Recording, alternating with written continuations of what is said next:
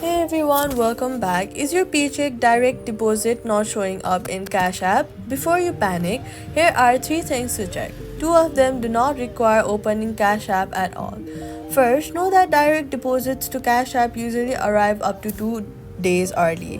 But if your employer just set it up for the first time, the first deposit can take one full pay cycle to arrive.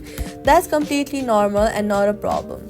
Second, go ahead and check your email. Your employer or payroll provider should have sent a confirmation that deposit was processed. If your payroll says it was sent but it hasn't arrived after 2 business days, the routing or account number they have on file may be wrong.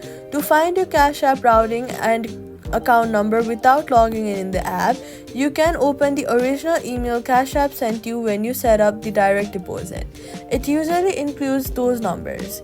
If you do not have that email, you need to go ahead and open Cash App briefly to find them in the banking tab. Third, go ahead and check your email from Cash App. Sometimes they send an alert if deposit was held or if your account needs verification before deposits can land. So, all you've got to do is first deposit takes one full pay cycle. Check your payroll confirmation email and verify your routing details are correct. Deposit